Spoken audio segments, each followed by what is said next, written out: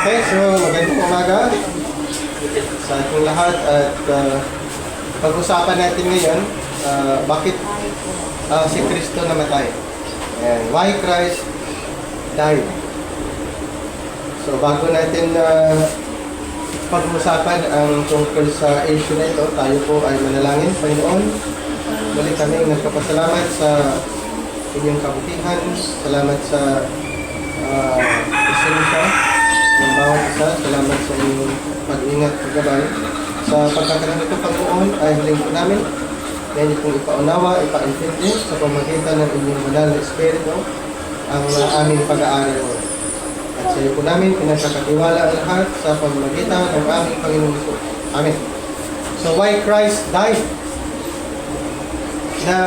Naisip niyo ba, naitanong niyo ba na bakit si Kristo ay namatay?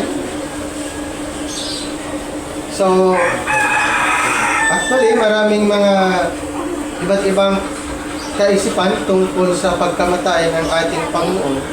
Pero sa umagang ito po ay pag-aaralan po natin bakit siya ay namatay. Ano ba ang purpose? Ano ba ang plano? Ano ba ang mga rason? Dito po sa 2 Corinthians 5:21, 2 Corinthians chapter 5 verse 21, for he had made him to be sin for us who knew no sin, that we might be made the righteousness of God in him. Dito po sa verse, kung pansinin natin, si Kristo ay nagiging makasalanan para tayo ay maging righteous. Okay, sa verse 21, si Kristo na walang kasalanan, siya ay nagiging makasalanan para tayo ay magiging righteous. Ibig sabihin, yung ating kasalanan ay napunta sa ating Panginoong Jesucristo, kaya siya ay nagiging makasalanan. Ngayon, ang righteousness ng Panginoon ay nasa atin naman. Nakita niyo mayroong tinatawag na imputation. So, our sin imputed unto Christ, and in His righteousness imputed unto us. So, mayroong mayroong imputation na nangyari. Kaya, ang Panginoong Hesus, siya ay nagiging makasalanan para tayo ay magiging righteous. So, kailan po ito nangyayari? Nung siya ay namatay. Okay? Nung siya ay namatay. Nung siya ay naipako.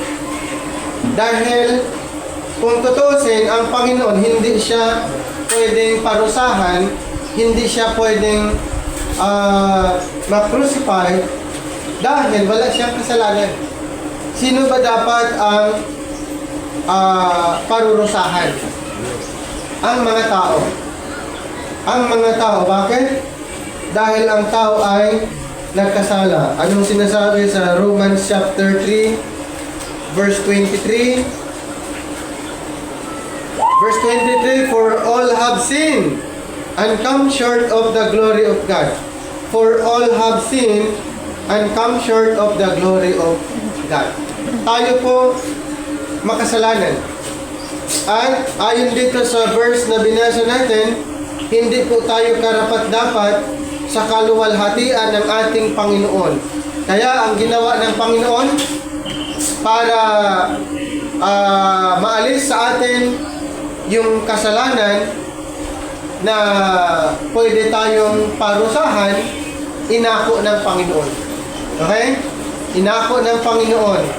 Siya na yung naging makasalanan. Ang kasalanan ng tao ay kanyang inako at siya naging makasalanan. At ang kanyang righteousness, saan napunta? Sa atin. Papaano yun? Kung tayo ay maniwala. Okay? Ang righteousness ng Panginoon ay mapunta sa atin, mapupunta sa tao kung paniniwalaan ang kanyang ginawa sa cross. Ano sinasabi sa 1 Corinthians 15? 1 Corinthians 15 verses 1 to 4. Moreover, brethren, I declare unto you the gospel which I preach unto you, which also ye have received, and wherein ye stand, by which also ye are saved, if ye keep in memory what I preach unto you, unless ye have believed in vain. For I delivered unto you first of all that which I also received, how that Christ died for our sins.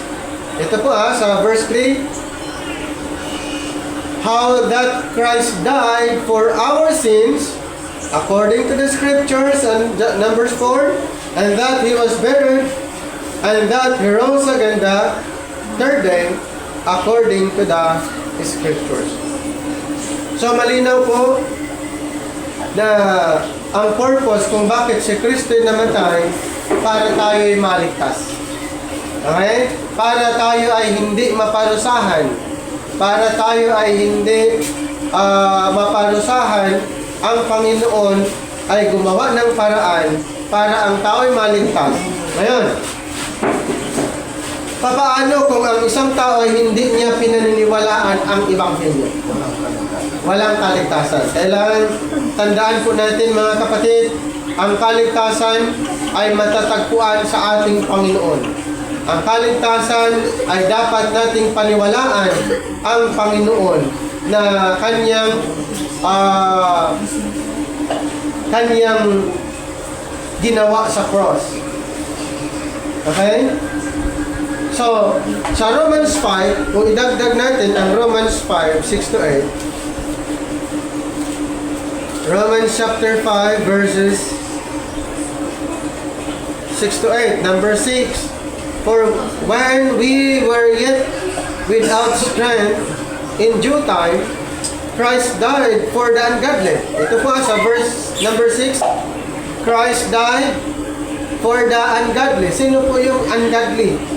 Lahat ng tao ay itinuturing ungodly. Lahat ng tao ay makasalanan. Kaya ito yung isang rason. Nung tayo ay makasalanan, si Kristo ay namatay.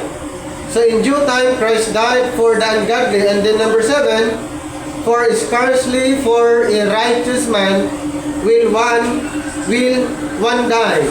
Yet, peradventure for a good man, some would even dare to die. So dito po sa verse 7, siguro, itong ginawa ng ating Panginoon, tindi po ang kanyang pagmamahal. Bakit? Siya'y namatay para mailigtas niya yung taong makasalanan. Siguro kung tayo, hindi natin magagawa yon. Bakit? Sasabihin natin, siya naman ang nagkasala, dapat siyang maparusahan. Meron ba kayong kilala na gano'n na yung kasalanan niya inangkin niya? Ang Panginoon lang po. Number 8, but God commended His love toward us, in that while we were yet sinners, Christ died for us. Tandaan po natin yan. Kailangan na nasa ating kaisipan mismo ang ginawa ng ating Panginoon ay napakahalaga po. Once na ito po ay hindi pinaniniwalaan, hindi po magkakaroon ng kaligtasan ang isang tao. Dapat kanyang paniniwalaan mismo yung work ni Christ sa cross. And then sa Galatians 2:20, Galatians chapter 2, verse 20, ang sabi, I am crucified with Christ. Nevertheless I live, yet not I, but Christ liveth in me. And the life which I now live in the flesh, I live by the faith of the Son of God, who loved me and gave Himself for me. Dito po sa verse, malinaw, na sinasabi ni Apostle Paul, I am crucified with Christ. At pwedeng tayo ay kasama din doon. We are crucified with Christ. Nevertheless, sino po ang nabubuhay na sa atin? Si Kristo na. Okay? Binago niya ang buhay ng isang tao once na siya'y nanampalataya. Bakit? Dahil si Kristo na yung nabubuhay sa kanya. Diba? Sa verse na ito, I am crucified with Christ. Nevertheless, I live, yet not I. But, ano pong sabi? But Christ liveth in me. So, hindi na tayo ang nag-control sa sarili natin. Hindi na tayo ang hindi na tayo nabubuhay sa sarili natin, kundi ang Panginoon. Okay? Ang Panginoon na mismo ang nasa atin. Kaya mayroong tinatawag na transformation. Mayroong tinatawag na pagbabago. Ano pa ang sinasabi sa 1 Corinthians 2:16, mayroon tayong kaisipan katulad ni Kristo. 1 Corinthians chapter 2 verse 16, for who hath known the mind of the Lord, that he may instruct him, but we have the mind of Christ. Ang ganda po. We have the mind of Christ. Mayroon tayong kaisipan katulad ng kaisipan ng ating Panginoon. Since na siya po ang head of the body. Ang tinatawag body is the believers. Siya ang ulo ng iglesia. Christ is the head and we are His body. Kaya dito po sa verse malinaw na meron tayong kaisipan na katulad ng kaisipan ng ating Panginoon. So, why Christ died? According to Apostle Paul. Ayon kay Apostle Paul, paano niya i-describe, paano niya ipinaliwanag yung pagkamatay ng ating Panginoon. Sabi niya, ang una, for our sins. Why Christ died? According to Apostle Paul, number 1, for our sins. Humanity is separated from God because of sin. Tandaan po natin, dahil ang tao ay nagkasala, tayo po ay separate sa ating Panginoon. Binasa natin kanina sa Romans chapter 3 verse 23. Diba? For all have sinned and come short of the glory of God. Ang taong makasalanan ay hindi karapat-dapat sa Panginoon. So humanity is separated from God because of sin. Pero anong sabi ni Apostle Paul dito sa Romans 6:23? Christ does pay the penalty for sin. 6:23. For the wages of sin is death, but the gift of God is eternal life through Jesus Christ our Lord. So, paano nasiparate ang tao? Dahil sa kasalanan. Pero yung ginawa ng ating Panginoon, siya yung kanyang kamatayan, yun yung kabayaran doon sa penalty. Kaya lahat ng nanampalataya, mayroon pa bang kaparusahan? Wala na. Okay? Binayaran na ng ating Panginoon yung penalty na tayo dapat ay maparusahan, binayaran na. Kaya, lahat ng nanampalataya sa ating Panginoon, lahat ng naniniwala sa gospel of the grace of God, the preaching of the cross, the message of the cross, yung ginawa niya sa cross, wala na pong kaparusahan. Ang Panginoon po ang gumawa. Christ death paid the penalty for sin. This is called substitutionary atonement. Ano ibig sabihin ng substitute? Pag sinasabing substitute, instead na ang parusahan yung taong makasalanan, si Christ yung naging substitute. Okay? Siyang naparusahan, hindi tayo. Jesus took the punishment that we deserve. Kailangan natin yan, mailagay sa ating puso at isipan yung complete work ng ating Panginoon na ang kaligtasan ay nandoon po. Mararanasan po ng isang tao kung paniniwalaan yung kanyang complete work sa cross. Ano pa ang pangalawa na sinabi ni Apostol Pablo? Isa sa sinasabi niya, why Christ died? To reconcile us to God. Kasi tayo ay naging enemies, tayo ay kaaway ng Panginoon dahil sa kasalanan, pero sabi ni Apostle Paul, nung bakit si Kristo ay namatay, to reconcile us to God. 2 Corinthians 5. 2 Corinthians 5. Verse 18 to 19. And all things are of God, who hath reconciled us to himself by Jesus Christ, and hath given to us the ministry of reconciliation. And verse 19, to wit that God was in Christ, reconciling the world unto himself, not imputing their trespasses unto them, and hath committed unto us the word of reconciliation. So dito po sa verse na mention yung reconciliation. Pag sinasabi natin reconciliation from enemies to friendship, mayroong tinatawag na restoration na nangyari po. So, ano ba ang nangyayari? Bakit tayo ay itinuturing kaaway ng Panginoon? Dahil sa kasalanan. Okay? Dahil sa kasalanan. Kaya, nung namatay ang Panginoon, ayon kay Pablo, Apostol Pablo, na ang makasalanan, pag ito'y maniniwala, siya'y ma-reconcile, ma-restore ang kanyang relasyon. Through His death, believers are reconciled to God.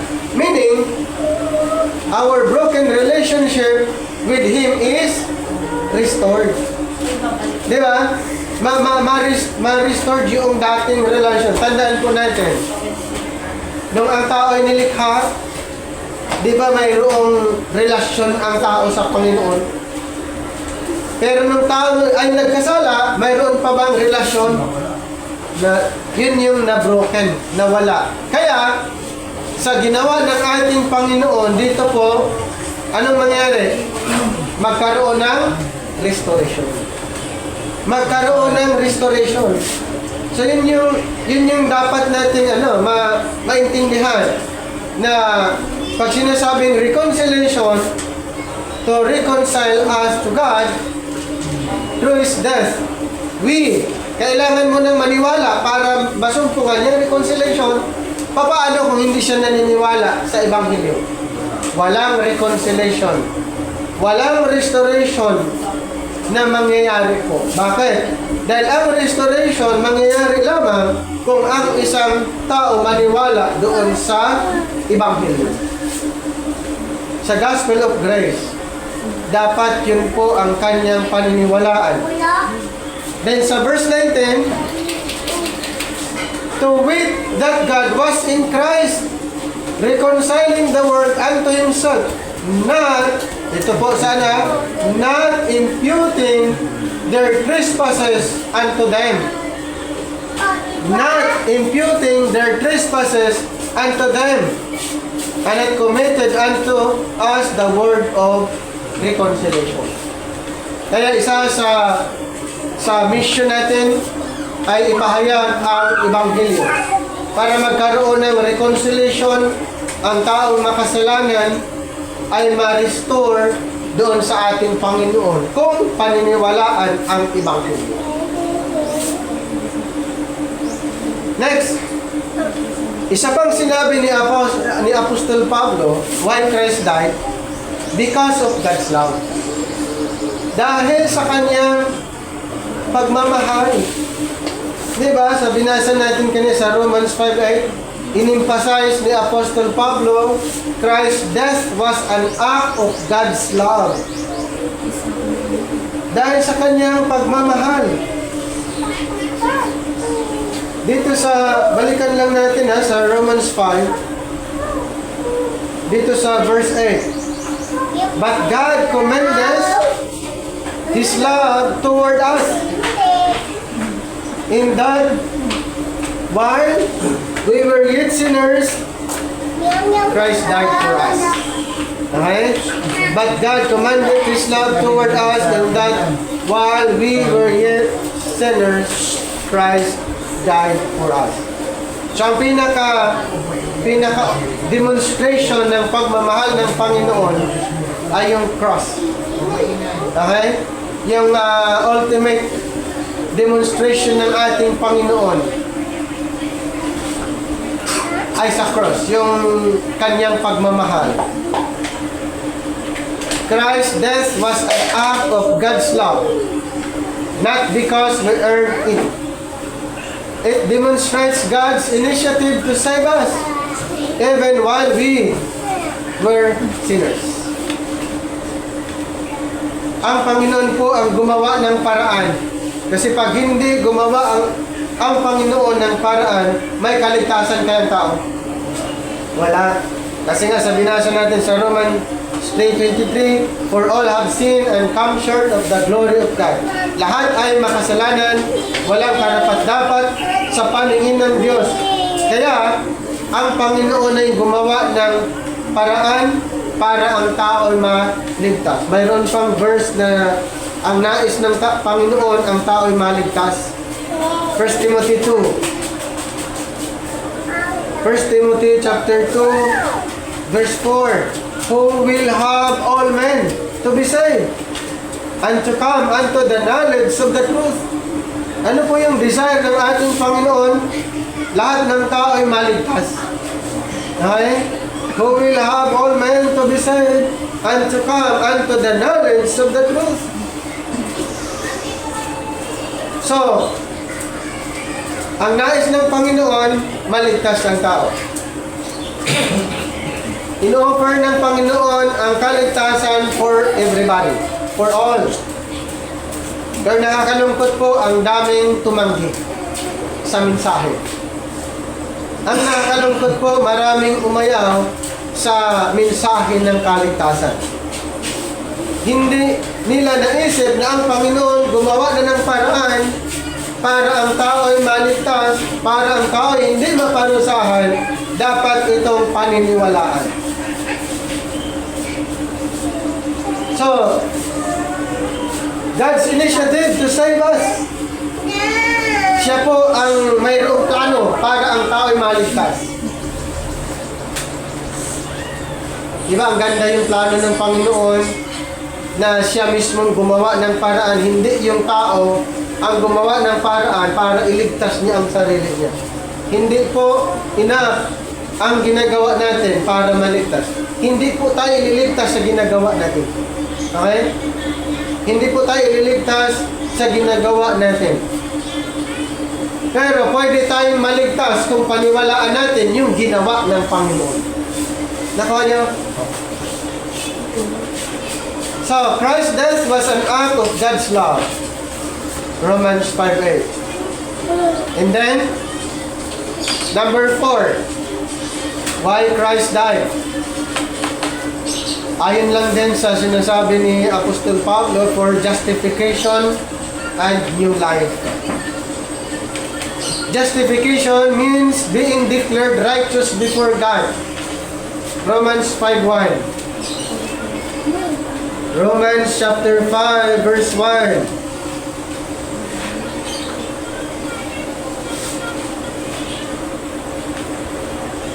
And therefore, being justified by faith, we have peace with God through our Lord Jesus Christ. And in verse 2, by whom also we have access by faith into this grace wherein we stand and rejoice in hope of the glory of God. So dito po sa verse 1, paano tayo na-justified? Paano ang tao na pawalang sala? by faith. Okay? Ang tanong, paano ang justification under the law of Moses? Iba po ang justification sa kanila. Dito po sa chapter 2 verse 13, ito po ang justification under the law of Moses. For not the hearers of the law are just before God, but the doers of the law shall be justified. So, under the law program, under the law of Moses program, ang justification sa kanila ay dapat sundin ang kautusan. Okay? Dapat nilang sundin ang kautusan. Pero dito sa programa under the grace program, ang ganda po yung justification dahil our justification really by His grace. Justification by faith. And we have peace with God. And then ano pa, sa chapter 3 verse 24, being justified freely by His grace through the redemption that is in Christ Jesus. So justification, ang ibig sabihin ng justification, diniklara ng Panginoon na ang tao ay righteous sa kanyang harapan. Justification means declared righteous before God. Sino po ang diniklarang righteous sa harapan ng Panginoon? Tayo. Yes. Tayo. The believers. Yung mga naniniwala sa Ebanghelyo ng kaligtasan, naniniwala sa Gospel of the Grace of God, naniniwala sa preaching of the cross, ay diniklarang righteous before God. Yun yung declaration. Pag sinabing justification ay declaration ng Panginoon sa mga believers na sila ay righteous. Hindi na po magbabago yan. Diniklara na niya. Sinabi niya dito sa binasa natin, therefore, being justified by faith, we have peace with God. Being justified by faith, we have peace with God. Ano po yung anong klaseng paniniwala para ikaw ay ma-justified? Anong klaseng paniniwala para ang tao ay mapawalang sala? Paniniwala doon sa kanyang ginawa first. Okay? Yung kanyang paniniwala mismo sa finished work ng ating Panginoon. Ibig sabihin, ang tao ay maideklarang righteous before God kung paniniwalaan niya ang gospel of grace. Gospel of the grace of God. Through Christ's death, believers are also united with Him in resurrection life, receiving the Holy Spirit and the promise of eternal life. Isa pang good news, diniklara na siyang righteous, binago pa siya. Okay? Diniklarang righteous, binago pa ang kanyang buhay, at sinilyuhan pa siya. Ephesians 1:13. Mayroon pang tatak. Ephesians 1:13. 1:13, in whom ye also trusted after that ye heard the word of truth, the gospel of your salvation, in whom also after that ye believed, ye were sealed with that Holy Spirit of promise. So aside from siya napawalang sala, siya na-justified, isa sa ginawa ng ating Panginoon, siya din ay tinatapad. Okay? Ang ganda. Siya ay napawalang sala, siya pa ay tinatakan ng Espiritu. At hindi lang yun, siya pa ay binago. Romans chapter 6. Romans chapter 6, verses 3 to 5. Know ye not that so many of us as were baptized into Jesus Christ were baptized into His death? Number 4, therefore we are buried with him by baptism into death, that like as Christ was raised up from the dead by the glory of the Father, even so we also should walk in newness of life. Number 5, verse 5, for if we have been planted together in the likeness of his death, we shall be also in the likeness of his resurrection. So, ang tao ay napawalang sala. Lahat ng napawalang sala ay tinatakan ng Espiritu. Lahat ng tinatakan ng Espiritu, sila ay binago. Nakuha niya? Sila po ay binago ng ating Panginoon.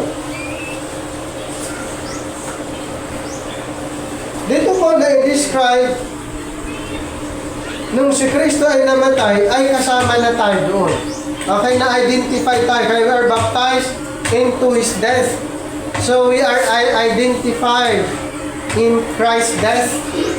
Kaya nung si Kristo ay namatay, ay nakasama tayo dahil inako niya eh.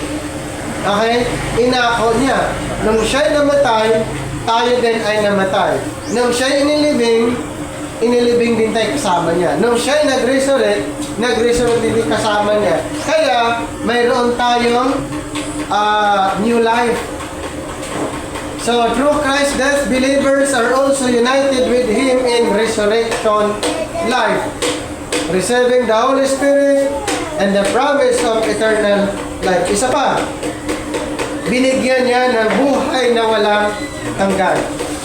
Ibig sabihin, lahat ng mga mananampalataya ngayon ay binigyan ng buhay na walang hanggan. Ang buhay na walang hanggan, ito po ay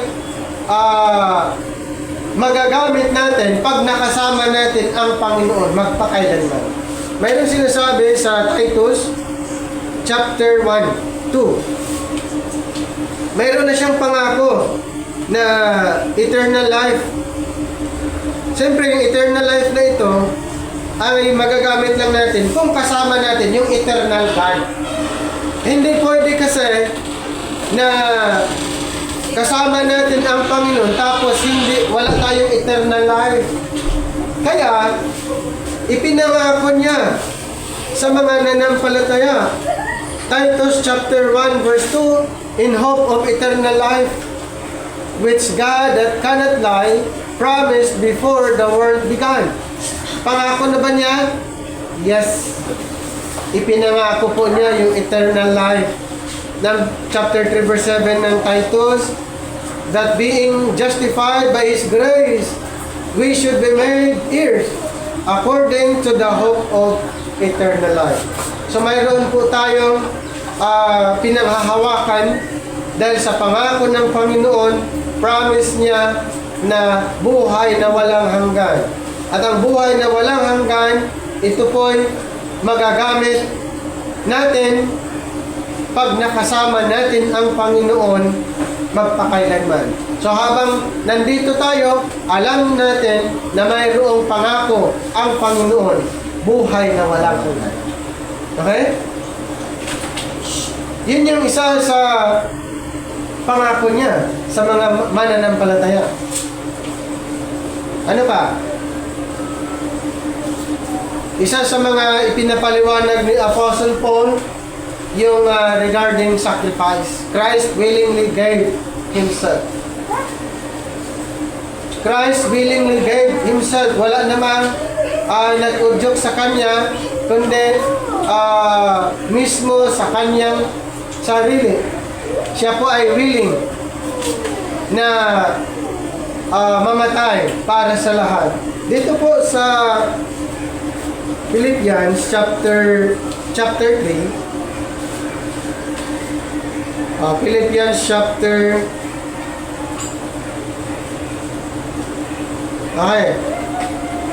Philippians chapter yung verse dito sa ano tayo? Sa verse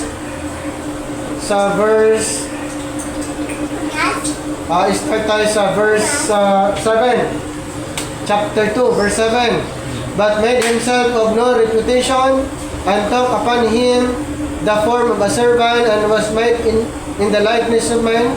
Verse 8, and being found in fashion as a man, he humbled himself and became obedient unto death, even the death of the cross. So dito sa verse 8, he humbled himself and became obedient unto death, even the death of the cross. Number 9, wherefore God also hath highly exalted him and given him a name which is above every name. Sa verse na binasa natin, ang Panginoon ay mayroong willingness na i-sacrifice ang kanyang sarili para sa lahat. Ano pa? Substitution. He died in our place. Yan po ang ibig sabihin ng substitution. He died in our place. And then next is love. Motivated by God's immense love. Sa Romans 5, 8. And then, salvation. Brings forgiveness, reconciliation, and new life. Dito sa Ephesians chapter 1, verse 7, in whom we have redemption through His blood, the forgiveness of sins, according to the riches of His grace. Napansin nyo, the forgiveness. So we are forgiven. The moment na tayo naniniwala sa Kanyang complete work sa cross, tayo po ay pinatawad. At tayo ay na-reconcile. And then tayo ay binigyan ng pagbabago. Okay? And then faith. We must believe in Him to receive this benefit. Kaya, dito sa Ephesians 2, 8 and 9, na i-describe dito, for by grace are ye saved through faith, and that not of yourselves, it is the gift of God.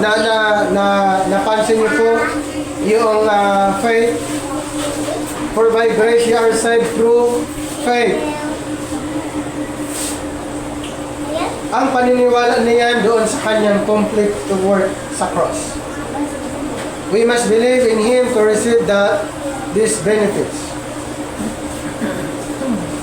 So kung i-summarize natin, mayroon pong 4. Okay, kung i-summarize natin,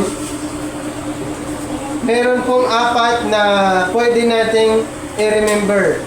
Paul teaches that Christ died for us so that, number 1, our sins would be forgiven. Number 2, we could be restored to God. Number 3, we could live a new life empowered by the Spirit. Number 4, God's love would be clearly shown to us. Sana po naunawaan nyo yung ating presentation regarding why Christ died according to Apostle Paul at paano niya ipinaliwanag, at sana po yung mga bagay na yon ay naunawaan natin para mas lalo nating maintindihan kung ano ba talaga yung ginawa ng Panginoon mismo sa cross.